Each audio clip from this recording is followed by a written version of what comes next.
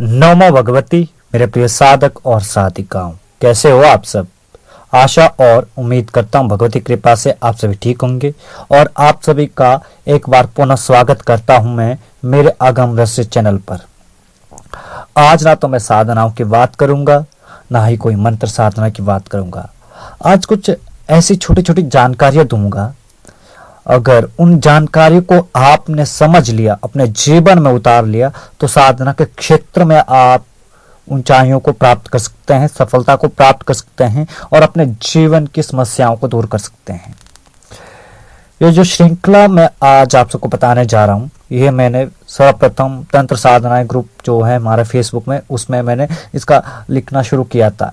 इसमें कुछ ऐसे छोटे छोटे सिद्धांतिक ज्ञान है जो अन्य गुरुओं, तांत्रिकों, सिद्धों से हमने प्राप्त किए हैं, सन्यासियों से हमने प्राप्त किए हैं और अपने गुरुओं से हमने प्राप्त किए हैं। उन छोटे छोटे सूत्रों को हमने लिपिबद्ध किया था और आज से अगम रहस्य चैनल पर यह श्रृंखला हम शुरू कर रहे हैं। आज इसका पहला भाग आप सबको मैं अपलोड करके बता रहा हूं और इसमें जो ज्ञान दूंगा उस ज्ञान को समझना और उसके अनुसार आप सभी अगर साधनाओं को करते हैं, हर एक चीज को समझते हैं, तो आपके जीवन में किसी प्रकार की कोई परेशानी नहीं रहेगी, ना ही आपके मन में कोई संशय रहेगा।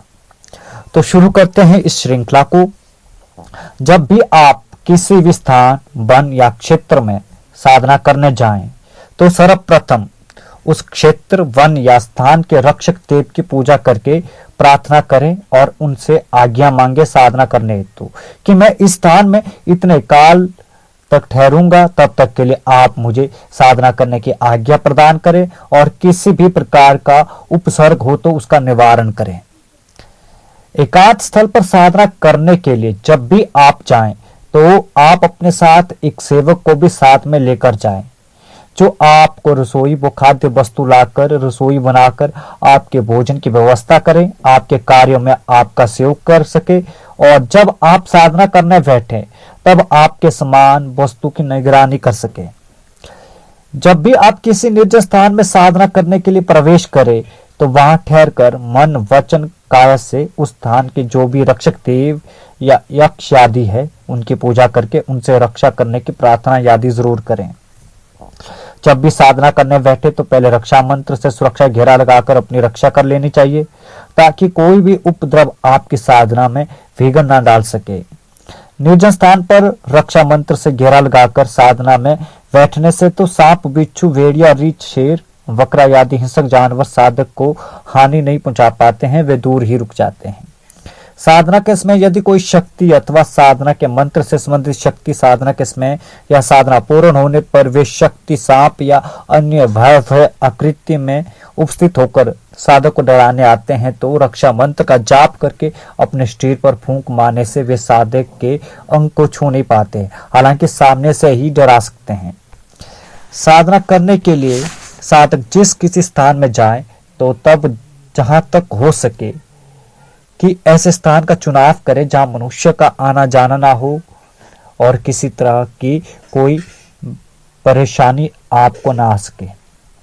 मंत्र को सदैव शुद्ध अवस्था में जपें, शुद्ध भोजन ग्रहण करें और मंत्र में जिस शब्द के दो का अ क हो या जो शब्द 2 बार आए हो, उस शब्द को आपने 2 बार बोलना होता है, उसका 2 बार उच्चारण करना होता है। कई बार क्या होता है कि तंत्र ग्रंथों में एक शब्द के पीछे 2 का अंक लिख दिया जाता है, या अ लिख दिया जाता है, या क लिख दिया जाता है, या का लिख दिया जाता है।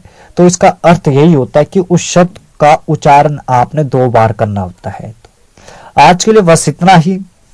आगे इसी तरह के अन्य सूत्रों को भी मैं आप सबको बताऊंगा, उनसे अवगत कराऊंगा, ताकि आप सही तरीके से साधनाओं का ज्ञान को प्राप्त कर सके, अपने जीवन में उतार सके और अपने जीवन में एक सफल साधक बन सके, इस समाज का कल्याण कर सके, समाज का उत्थान कर सके और समाज में धर्म की स्थापना कर सके। क्योंकि आप जागेंगे तो ही भारत का उत्थान होगा, भारत जागेगा तो ही इस सृष्टि का उत्थान होगा, इस धरती पर धर्म की स्थापना होगी।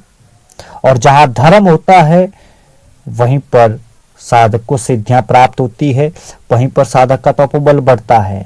जहां धर्म है वहीं विजय प्राप्त होती है। इस बात का आपने ध्यान रखना और इन सूत्रों को आप लिपिबद्ध करके रख लेना, ताकि आपके आने वाली पीढ़ियों को भी यह दुर्लभ ज्ञान प्राप्त हो सके। आज के लिए बस इतना ही। मिलते एक नई वीडियो के साथ, एक नई जानकारी के साथ, एक नए प्रयोग के साथ। तब तक के लिए नमो भगवती।